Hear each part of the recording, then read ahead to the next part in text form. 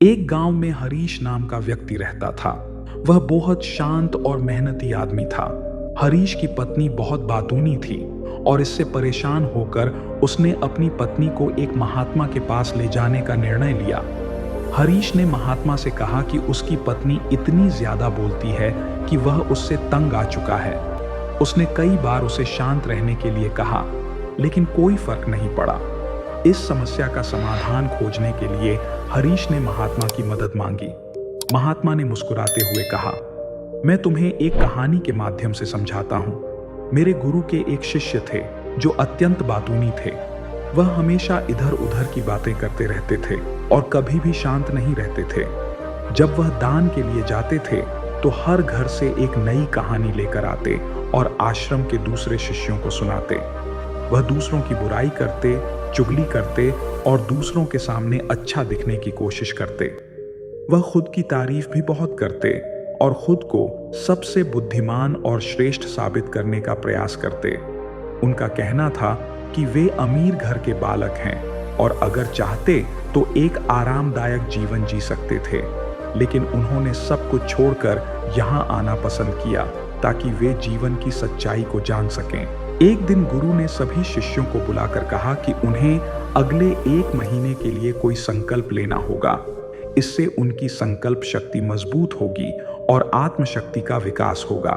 शिष्य अपनी सामर्थ्य के अनुसार कोई भी संकल्प ले सकते थे और अगर किसी का संकल्प 1 महीने के भीतर टूट जाए तो वह अपनी पुरानी दिनचर्या में लौट सकता था। सभी शिष्यों ने अपनी शक्ति के अनुसार संकल्प लिए और गुरु को बताकर चले गए। लेकिन एक शिष्य जो खुद को सबसे विशेष दिखाना चाहता था, सीधे गुरु की कुटिया में गया और कहा, मैं कोई साधारण संकल्प नहीं लेना चाहता, मैं एक महान संकल्प लेना चाहता हूँ। कृपया बताएं, मुझे क्या संकल्प लेना चाहिए? गुरु ने मुस्कुराते हुए कहा, क्या तुम मेरे द्वारा दिए गए संकल्प को पूरा कर पाओगे? क्या तुम्हारे लिए यह संभव होगा? शायद नहीं। तुम्हारे लिए यह पूरा करना मुश्किल हो सकता है, इसलिए खुद ही कोई संकल्प चुनो। शिष्य ने कहा, नहीं गुरुदेव, आप जो भी संकल्प देंगे मैं उसे पूरा करूंगा। गुरु ने कहा, ठीक है, तो तुम्हारा संकल्प है कि तुम अगले 1 महीने तक चुप रहोगे, एक शब्द भी नहीं बोलोगे। शिष्य ने कहा, गुरुदेव, यह संकल्प तो बहुत आसान है। कृपया कोई ऐसा संकल्प दीजिए जो मेरी योग्यता के अनुरूप हो। गुरु ने जवाब दिया, पहले इस संकल्प को पूरा करके दिखाओ। शिष्य ने गुरु की बात मान ली और तुरंत चुप रहना शुरू कर दिया। शुरुआत में उसे यह संकल्प आसान लगा, लेकिन जल्द ही उसकी चुप्पी उसे बोझिल लगने लगी। पहले दिन तो उसने किसी तरह चुप रह लिया, लेकिन दूसरे दिन से उसके लिए चुप रहना कठिन होने लगा। तीसरे दिन उसे भारीपन और चौथे दिन अजीब सी बेचैनी महसूस होने लगी। आश्रम के सभी शिष्य आपस में बातचीत कर रहे थे और वह भी अपनी बात कहना चाहता था, लेकिन उसका संकल्प उसे बोलने से रोक रहा था। वह पूरे दिन केवल आंखें ही बनाता रहा। कुछ दिनों बाद शिष्य बीमार पड़ गया। उसका सिर बहुत दर्द कर रहा था और उसे खाने पीने की भी इच्छा नहीं थी। वह केवल बोलना चाहता था। वह गुरु के पास गया और लिखकर उन्हें बताया, गुरुदेव, मैं बोलना चाहता हूँ। बिना बोले मुझे सांस नहीं आ रही है, मेरा दम घुट रहा है, मैं अंदर ही अंदर पागल हो रहा हूँ। क्या मैं संकल्प तोड़ दूं? गुरु ने मुस्कुराते हुए कहा, संकल्प का मतलब सिर्फ अनुशासन करना नहीं है। जो व्यक्ति अपने संकल्प को पूरा कर लेता है वह अपनी आंतरिक शक्ति को बढ़ाता है। जो अपनी आंतरिक शक्ति को बढ़ा लेता है वह समाज और जागृति की दिशा में आगे बढ़ता है। संकल्प लेना भी तुम्हारे हाथ में था और इसे तोड़ना भी तुम्हारे हाथ में है। बहुत से शिष्य अपने संकल्प तोड़कर अपनी पुरानी दिनचर्या में लौट चुके हैं। अगर तुमसे नहीं हो रहा तो तुम भी संकल्प तोड़कर अपनी पुरानी आदतों में वापस जा सकते हो। लेकिन याद रखो, अगर तुम इस छोटे से संकल्प को नहीं संभाल पा रहे हो तो पूरी जिंदगी को कैसे संभालोगे? बाकी का फैसला पूरी तरह से तुम्हारे हाथ में है। गुरु की यह बात शिष्य के दिल में गहरी चोट पहुंचा गई। उसने बिना कुछ कहे वहां से लौटकर अपनी कुटिया में बंद हो गया। वह केवल अपनी आवश्यकताओं के लिए बाहर आता और बाकी समय कुटिया में ही रहता। 15 दिन बीत चुके थे और आश्रम के अधिकांश शिष्यों का संकल्प टूट चुका था, लेकिन शिष्य का संकल्प अब भी जारी था। उसने संकल्प के बाद से एक शब्द भी नहीं बोला, जिससे आश्रम में सभी हैरान थे कि इतना बातूनी व्यक्ति चुप कैसे रह सकता है। 15 दिन बाद शिष्य फिर गुरु के पास गया और लिखकर बताया, गुरुदेव, मैं बाहर से चुप हूं, लेकिन मेरे भीतर बहुत सारी आवाजें हैं, चीख पुकार और शिकायतें हैं। मेरा मन लगातार प्रश्न पूछता रहता है। बाहर से जितना शांत हूं, अंदर उतना ही शोर है। क्या मेरा संकल्प अभी भी मान्य है? गुरु ने कहा, हाँ, तुम्हारा संकल्प अब भी जारी है, लेकिन जब तक तुम्हारे कानों में लोगों की आवाजें आती रहेंगी, तुम्हारा मन बोलता रहेगा। तुम्हें इन आवाजों से दूर जाना होगा। तुम्हें अपनी आंतरिक शांति की ओर बढ़ना होगा। शिष्य ने गुरु को प्रणाम किया और सुबह होते ही अपनी कुटिया छोड़कर जंगल की ओर चल पड़ा। कई दिन बीत गए, संकल्प की अवधि समाप्त हो गई, लेकिन शिष्य वापस नहीं आया। आश्रम में सबको चिंता होने लगी कि कहीं जंगली जानवर ने उसे अपना शिकार तो नहीं बना लिया। बहुत कोशिशों के बावजूद उसका कोई पता नहीं चला। गुरु के भाई मानने लगे कि जंगली जानवरों ने उसे खा लिया है। एक दिन आश्रम का एक अन्य शिष्य गुरु के पास आया और पूछा, गुरुदेव, हमारे उस अधिक बोलने वाले भाई के साथ क्या हुआ होगा? क्या जानवरों ने उसे मार दिया? गुरु ने कहा, हो सकता है कि जानवरों ने उसे अपना शिकार बना लिया हो, लेकिन उसके न लौटने की एक दूसरी वजह भी हो सकती है। शायद वह उस चीज को पा चुका है जिसकी खोज में वह गया था। फिर शिष्य ने पूछा, गुरुदेव, क्या ज्यादा बोलना इतना हानिकारक होता है? गुरु ने जवाब दिया, हाँ, इंसान के जीवन में बहुत सारे दुखों में से एक दुख यह भी है कि वह कभी चुप नहीं रह सकता। हमेशा कुछ न कुछ बोलता रहता है। हमारे बोलने के कारण ही हमारे आधे से ज्यादा दुख उत्पन्न होते हैं। हम में से कोई भी चुप नहीं रहना चाहता। हम बस सामने वाले को अपनी बात सुनाना चाहते हैं। जो भी हमारे मन में है, सब उसके मन में डाल देना चाहते हैं। हम चाहते हैं कि वह समझे कि हम सही हैं और वह गलत।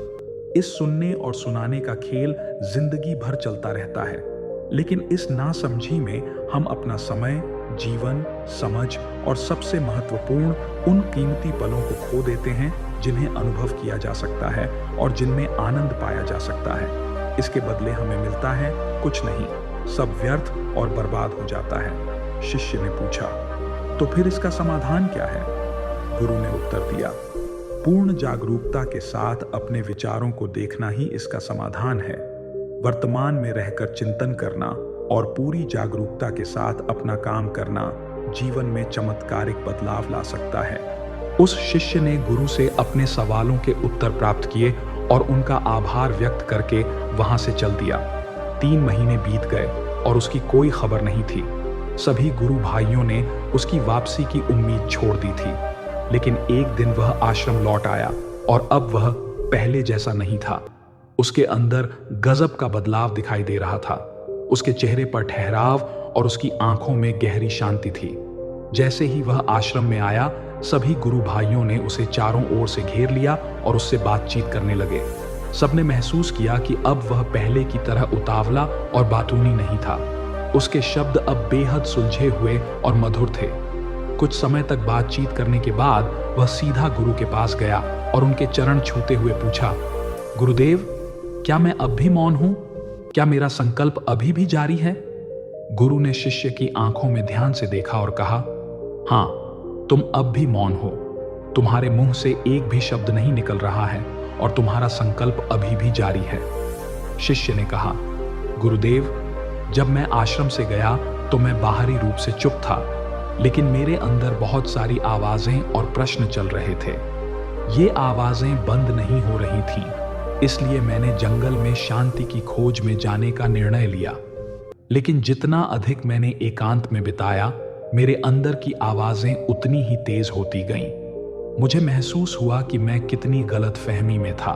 शिष्य ने कहा, जब मैं अपने परिवार, दोस्तों और गुरु भाइयों को बुरा भला कहता था तो मुझे लगता था कि मैं सही हूं। जब मैं गुरु भाइयों के बारे में चुगली करता था और उनका मजाक बनाता था तो मुझे लगता था कि मैं उनसे बेहतर हूं। लेकिन उस दिन मैंने पहली बार महसूस किया कि मैं कितना गलत बोलता था।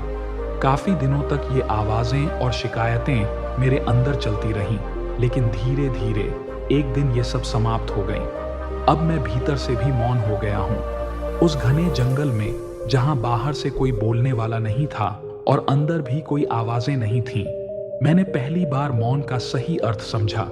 मेरे चारों ओर बहुत शांति थी। हालांकि कुछ आवाजें अभी भी सुनाई देती थीं, जैसे हवा की सरसराहट, चिड़ियों की चहचहाहट और पानी की बहती आवाज, लेकिन अब मैं उन्हें पूरी तरह से स्पष्ट रूप से सुन सकता था। इस शांति को अनुभव करते हुए मैंने पहली बार अपने मुंह से शब्द निकाले और चिल्लाया, हे ईश्वर, ये कैसी शांति है? सब कुछ इतना शांत क्यों है? ऐसा क्या हो गया? मेरे चिल्लाने के बावजूद शांति भंग नहीं हुई। सब कुछ पहले जैसा ही शांत था, बाहर भी और भीतर भी।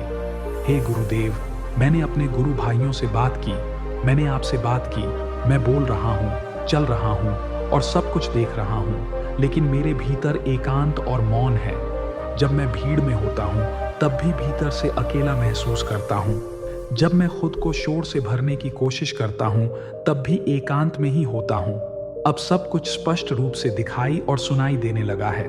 गुरु ने कहा, जब तक हम बाहर की ओर बोलते रहेंगे, भीतर अशांति बनी रहेगी, लेकिन जिस दिन हम अपने भीतर की ओर मुड़ जाएंगे, तब हमारे मुंह से निकले शब्द भी शांति में होंगे। दुनिया की अधिकांश बुराइयां हमारे बोलने से उत्पन्न होती हैं। हम चुप नहीं रहना चाहते और जरूरत से ज्यादा बोलते हैं। हम सामने वाले को सुनना नहीं चाहते, बल्कि उसे यह दिखाना चाहते हैं कि हम कौन हैं और क्या कर सकते हैं। यही हमारे जीवन का मकसद बन जाता है।